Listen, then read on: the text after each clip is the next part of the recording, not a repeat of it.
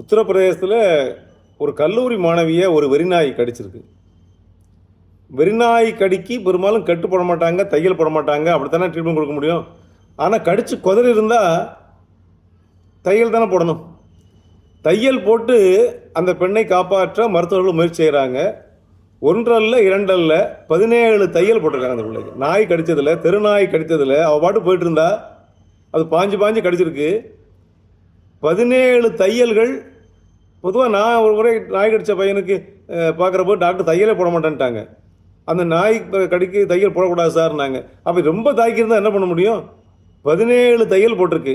இதில் இன்னும் அதிசயமான செய்தி பாருங்கள், ஆச்சரியத்தை பாருங்கள். இந்த 17 தையலும் போடப்பட்ட இடம் அந்த பெண்ணுடைய கழுத்து.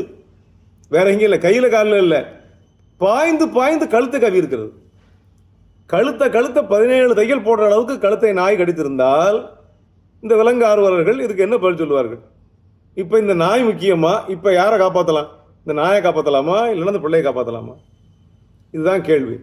நாய்க்கு நாம் எதிரி கிடையாது, எந்த விலங்குக்கு எதிரி கிடையாது. அன்பான அது நம்மை அண்டி பிழைக்கும் நாய், பூனை. பாரதி பாடியிருக்கார் இல்லையா, காடும் மலை எங்கள் கூட்டம், இந்த காக்காயின தோழர்கள், நம்ம அண்டி பிழைக்கக்கூடிய நாய் பூனைகள். அதை அண்டி பிழைச்சிக்கிறது நம்ம சாப்பாடு போடுறோம். ஆனால் வெறி பிடிச்சி வரும்போது என்ன பண்ண முடியும்? மனுஷனையே வெறி பிடிச்சா அடைச்சி தானே வைக்கிறாங்க. அது மாதிரி ஏதாவது ஒரு ஏற்பாடு பண்ணணும் இல்லையா? இது ஏன் திரும்ப திரும்ப சொல்கிறோம்னா, 17 தையல் கழுத்தில் போட்டிருந்தா அந்த பிள்ளை நிலைமை என்ன ஆகும்? சிந்திச்சு பாருங்கள். இப்படி அன்றாட நடந்து கொண்டு இருக்கிறது. இன்னும் நிறைய செய்தி நாயை பற்றி நிறைய வந்துக்கிட்டே இருக்குது தினமும். ஆனால் எல்லாம் சொன்னால் அதான் முழு வீடியோ அதுதான் பேச வேண்டியிருக்குமோ என்ற ஒரு ஐயப்பாட்டில் நம்ம அதை விட்டுறோம்.